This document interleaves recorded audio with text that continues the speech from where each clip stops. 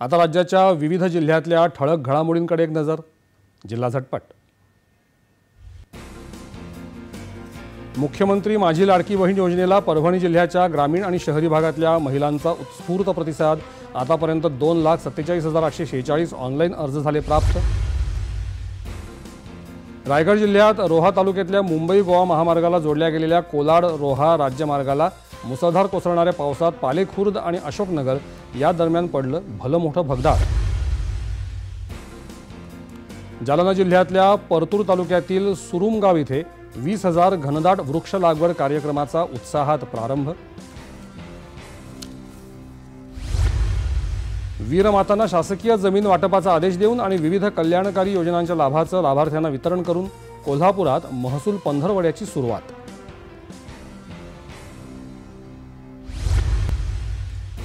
नागपुरातल्या प्रहार समाज जागृती संस्थेच्या वतीनं सीमेवर कर्तव्य बजावणाऱ्या सैनिकांसाठी सुमारे 2 लाख राख्या रवाना.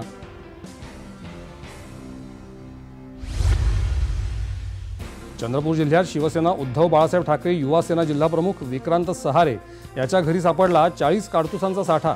पोलिसांच्या अग्निशस्त्र आणि हत्यार विरोधी विशेष अभियानांतर्गत कारवाई. अहमदनगर तालुक्यात वारुळवाडी परिसरात घरगुती वापराच्या गॅस टाक्या अवैधरित्या व्यावसायिक कामांसाठी वापरणारे 3 आरोपी 6,65,000 रुपये किमतीच्या मुद्देमालासह जेरबंद. रायगड जिल्ह्यात उरण इथे तरुणीची झालेली हत्या आणि धारावी इथे बजरंग दलाच्या कार्यकर्त्याची निर्घृण हत्या झाल्याप्रकरणी सातारा शहरात हिंदुत्ववादी संघटनांनी काढला निषेध मोर्चा. कोल्हापुरात पुणे बंगळुरू राष्ट्रीय महामार्गाचं रेंगाळलेलं विस्तारीकरण, रस्त्यावर पडलेले खड्डे यामुळे वाहनधारकांना होणारा त्रास या प्रश्नी किनी टोल नाक्यावर काँग्रेसचं आंदोलन.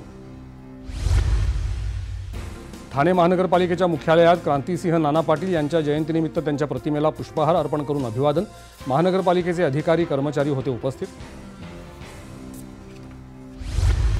आणि नांदेड जिल्ह्यात लोहा इथे बनावट युरिया आणि खताची विक्री करणाऱ्या कृषी केंद्र चालकावर कृषी विभागाची कारवाई. विविध कलमान्वये गुन्हे दाखल.